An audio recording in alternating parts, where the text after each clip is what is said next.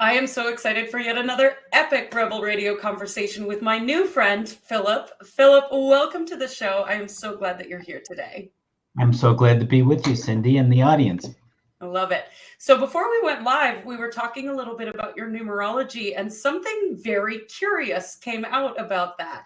So I'm curious, first and foremost, kind of what landed for you with your numerology, and maybe share a little bit about your date of birth if you're comfortable with doing so. Yeah, I had a kind of an odd thing. My parents were kind of odd, and sort of I had my own version of a dysfunctional family, which most people do.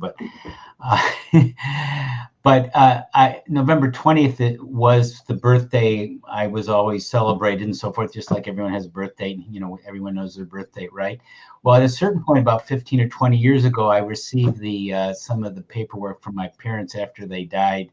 And it had a little certificate from the hospital I was born in Buffalo, New York. And it said, baby boy, 5 pounds, born November 21st, not the 20th. So that confounded me. And of course, everything is sort of set up. You don't realize that you put your date of birth on so many documents and so many things in your life. It's sort of just a part of you in a way. So I never actually officially changed it. And I didn't quite know what to do with that information. But you did that numerology reading, and there's a big difference numerologically on those two dates. Yeah, that's fun. We actually could confirm which one was probably the correct date of birth. That's fun. Yeah, that was interesting. I love that. So tell us a little bit about Phillip. Who are you? Who is Phillip? Yeah, and that's not a bad idea to refer to yourself in the third person. That might be pretty enlightening in itself. If you can do that, you're on any given issue, you're probably doing pretty well.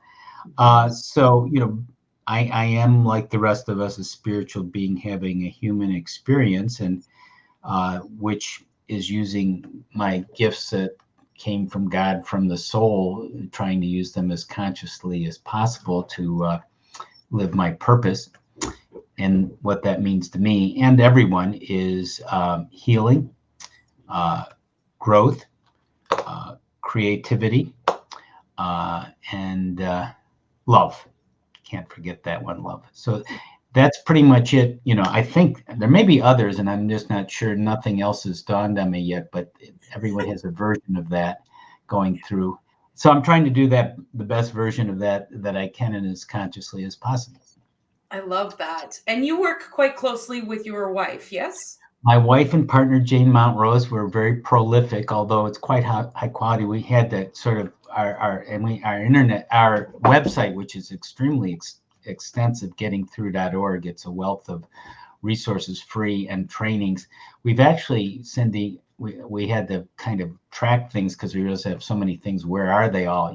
And there's over 30 books and courses we've produced. Wow, that's a lot. That's a lot. It's crazy, isn't it? Yeah.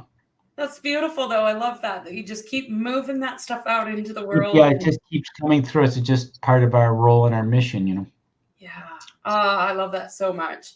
So tell us a little bit, about your most recent work. I think you said before we went live, you have a free gift for our audience. We do have a free gift, and it's part of our, it's interesting, we had a little bit of a lull sort of after the pandemic of things changing in the world and what we're offering, and you have to update yourself continuously. That's part of your purpose, and we help people update themselves individually and in group and teachings. We're very big in the teaching and publishing. So if the free gift has an excerpt from our new book, brand new book, The Loving Power of Your Soul. We just completed it this year. Isn't that a beautiful cover? It is, yes. My wife designed it. She's very artistic too, among other things. And the subtitle's a guidebook for realizing your true potential. And we have an excerpt in this free gift, a free download, and the holistic EFT tapping video. We have our own brand of EFT that we developed years ago, and some spiritual kinesiology and other healing modalities. So anyways, they can get it at this URL, this free gift, and some resources for especially your audience, healers, holistic minded people, coaches, light workers, change agents, thought leaders, influencers. So the tiny URL that is for the free gift for the spiritual healing kit is tinyurl.com/spiritual-kit, tinyurl.com/spiritual-kit. So I think people might really enjoy that free download. That's perfect. I've got my my microphone words muted because a garbage truck is outside right now, so don't mind me. It's just going to make lots of noise, and we don't edit on Rebel Radio. Everybody knows that. So I asked this question of every single guest. First of all, thank you for that gift. I'll make sure that that link is in the show notes. But I asked this question of every guest because I find that every single human, spiritual being having a human experience, has a different definition for this. And so I am curious, what does unity consciousness mean to you? Well, this is something I sort of contemplate daily. So today's answer. So we're all from oneness and unity. That's where we go when we are in these higher states, right? That probably is pretty recognizable to us, all of us listening here. And yet that breaks into subdivisions, groups, cadres, oversouls, and finally we have our soul, and it incarnates into this lifetime. So the idea is to reunite, to come back. And one of I'm recently getting into kind of quotes again, and on literature I enjoy, from T.S. Elliott. We shall not cease from exploration, and the end of all our exploring will be to arrive where we started and know the place for the first time. Oh, I love that quote. That is beautiful. I think that's a good description of unity consciousness. Yeah, I love that. It's just seeking and seeking, and when we arrive back at the first place we started. I love that. Yeah, but know it at a different level, a deeper level. Mm-hmm. Yeah, absolutely. And I love that you bring up, it's constantly changing. We're exploring this every single day. And so today's definition is that. Thank you for that. Might be different if we have another interview, yeah. Right? I love that.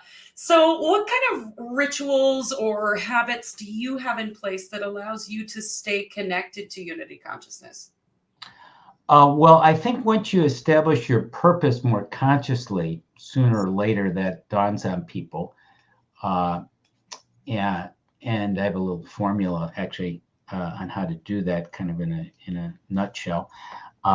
Then that's sort of the guiding light. So if I'm here to express my gifts with people, wonderful people like you, like you're doing, communication, coaching, healing, writing, videos, etc., to make the world a better place, a more loving place. If I know that, then hey, what's today's mission? What's up? Given the context of all the things going on in my life and in the world, what is my next step? So that sort of guides me as a general thing. And then there's just practices: being healthy, doing things I enjoy, serving people by my gifts, and doing the maintenance work too. Not resisting, not putting my head in the sand and pretending things are better than they are, and living in an ivory tower either. Yeah, I love that. I love that. And, everybody that I ask that question of, they've got these different rituals, different things that we do, right? But to me, it sounds like perhaps you just step into what's next without having to have like a strict structure of what it is that you're doing. Somewhat. There are things I do. I try to meditate daily and exercise daily and eat healthy foods daily and get enough sleep. I mean, there's sort of lifestyle medicine things. And we have something, one of the loving power of your soul, the new book is How to Connect with Your Soul. And that's what we learned, my wife and partner Jane Mountrose and I, years ago. And we practice that still in meditation, but after you do that, it becomes more of a living meditation. There's different easy ways to be more soulfully conscious and present. And that sort of becomes a living meditation. I love that. Living meditation. That's beautiful. So how do you see your business evolving and changing with more and more humans understanding what unity consciousness is, and, some of those old patterns of doing business falling away? How do you see that business evolving? Right. So I think we're in a wonderful time, Cindy. I mean, that people like yourself are doing these podcasts, and this is a great group of people that you're, as one person said, you're speaking my language. I don't have to talk in parables today. I can just speak it straight. So it's great that there's more of an environment, more receptivity, and yet, it's still the everyday sort of the norm. I call it the CNN reality is still the norm. And the idea of, coming from your heart or speaking your truth, that's still pretty, we're not there yet, of course, but we're going in that direction. That's the good news.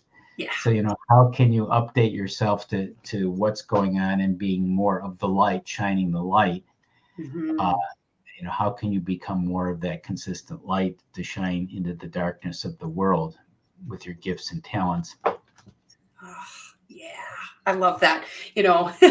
We're working on being bigger than the CNNs of the world, but I love that. And I think it's important that more and more of us are sharing our message and sharing our light with the world. That you see, it's such a cliche, and yet it's true. When you shine your light, it gives others permission to do the same. And that is why Rebel Radio exists, so that I can have these conversations with people such as yourself, that we can spread this loud and spread it everywhere. Yes. I love it. So on Rebel Radio, we love to talk about the conversation of wealth as well, because this is, there's a lot of money stories that are part of the old paradigm. So I'm curious what wealth means to you. Yes, and I was recently kind of reviewing that. Our most recent course we just did is called Abundant Living with angels, oracles, and EFT and more. And so we talked and thought a lot about abundant living, and really it has to do. One way to boil it down to be really essential is its access to resources. If you can access the resources, if you have if say here's $1 million, great, it's in your closet, you can never open it. What good is it? But if you can get the money you need whenever you need it, then that's all you need, because that's all you can use. And then of course you look at it physically, which is usually thinking of finances and money and health, and then you think of it emotionally, how you connect socially and with others, and being emotional and nurturing to yourself and others. And then you think it mentally, opening yourselves up to new ideas and open mind, and there was the open heart, and then just spiritually living in connection with your purpose. So if as much as you can do that, and it fluctuates, and we have the ons and offs, and we have to update, and we have lulls and intervals, as much as you can do that, that's abundant living in short. I love that. Access to resources. That's a new, I've never heard that definition before. So thank you. I like that one. That's awesome. So tell us a little bit about, how you've managed to work with your wife as a partner, as a business partner, for what I think you said 30 years. Right. Yeah. We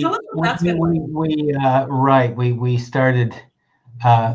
Well, I'd say we've been working together, kind of exploring, let's see, 1995. So that's 25 years maybe in business. That's when we started a little bit before that. Yeah, we started our first holistic coaching and healing program in 1995. It started off as hypnotherapy. And then we founded our nonprofit institute in 1998. We called Awakenings Institute. And the mission is to make the world a more loving place where everyone's gifts are honored, including nature's. And at first we wondered if we could, because my wife, Jane, she was working as an architect at the time, and she saw the owner and his wife were running the firm, and they were arguing a lot. And she was wondering if that was going to happen to us.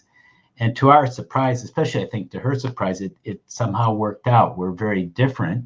But very like-minded. We have very similar goals and sort of spiritual awareness and affinity, yet we're very different people in terms of, she's more kind of emotional and more cautious. I'm a little bit more kind of getting out there directly, and sometimes too directly, too quickly, and sometimes maybe too cautious. And so we balance each other, and We're sort of in polarities in a lot of different systems, astrologically or other systems, kind of opposites complementing. I love that. I love that. What a journey to go on. I'm kind of dating myself and everybody. Like, I wasn't even graduated from high school when that happened. That's not a bad idea, by the way, to date yourself. Yes, I agree with you. I That agree would be a with lovely thing to you. I've written many love letters to myself. do. Good for Absolutely. you. So, what is one truth that you wish every entrepreneur knew? We've got an audience of healers, coaches, spiritual teachers trying to get their message out there. What would you tell them is the one thing they need to know?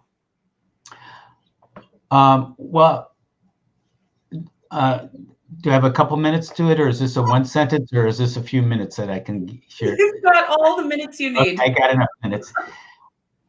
Having been around a while, I'm not the second half of my life, I'll say at least that.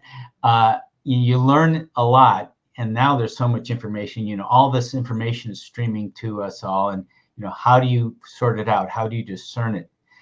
Well, at a certain point, you kind of look back and something sort of sticks out. A month, you say, this is interesting. Okay, and the next thing, that's interesting, and you're on this project, and oh yeah, I forgot. Here's something I learned, Cindy, when I was learning hypnotherapy way back when. One of the first things we learned, and we developed a school on that, which we still do in coaching and healing. 5 ways to change the mind. 5 ways. And I'm going to just run it down real quickly. So this is pretty profound, because if you want to change, people listening to this are change makers, right? Coaches, healers, spiritual leaders, or would be, or to be. How do people change? Yeah. And most of it is, since you're being run mostly by your unconscious, you need to sort of change your automatic way of being.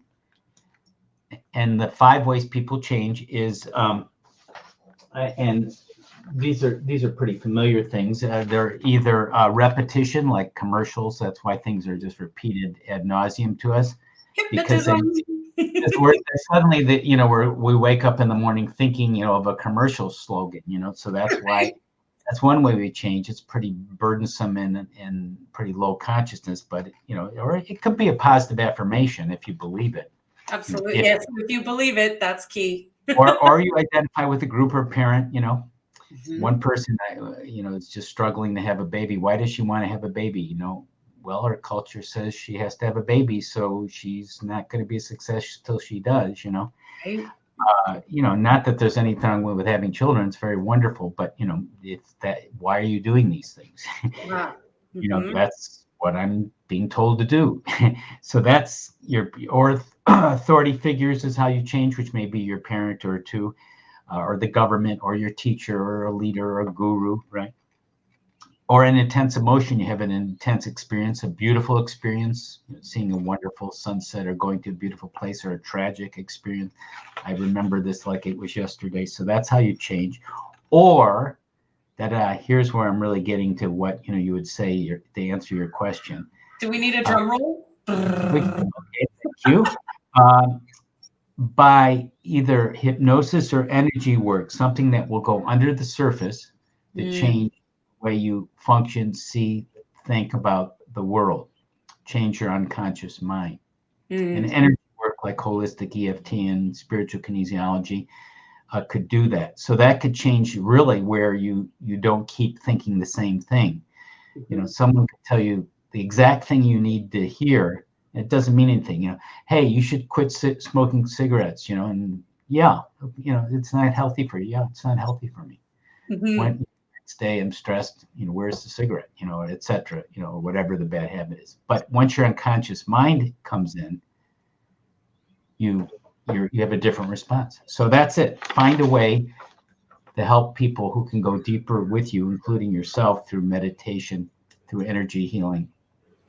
I love that. I love that. Yeah. And you're referring to a lot of our audience's work in EFT tapping. I know there's a lot of tappers out there, Reiki practitioners, all of that. And one of the things that we use in our business is what we call quantum expansion.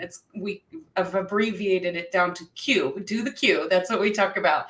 And it's a format. It's not meditation. It's a way of training the brain to mentally play within the body and in the heart and expand energy throughout the body. So, there's so many different modalities out there, whatever you want to use. Yeah, it sounds like, that would be an example. And I'm sure other people listening, they have other modalities that work.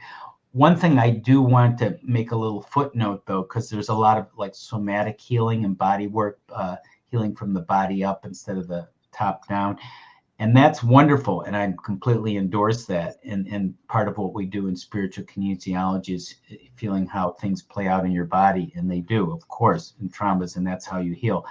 And here's the add-on, the postscript, the important note, and the next step, to connect it with the soul.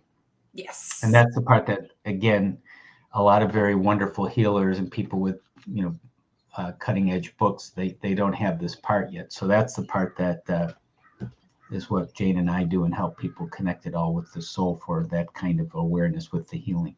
Yeah, I love that. And, it's not about just going through the motions. You've got to think it, feel it, and be it and embody it. And that requires, knowing the essence of you, understanding what your soul purpose is. And there is an evolutionary and being ready for it too. And so I don't mean to dismiss people who are not, at that place, not as a better or worse than, but it does take a certain place where you can't force it. I can't force you to forgive, or to stop smoking or, whatever. It's you're ready for it, Yeah, absolutely. Absolutely. Oh, Phillip, thank you so much for being on the show today. It's been a pleasure having you here. And as always, we end the show with one last question. All right. What do you dream of for the world? I dream of the world being a more loving, peaceful, and collaborative place. Yeah. Beautiful. Thank you so much for being here today. My pleasure. Great being with you, Cindy.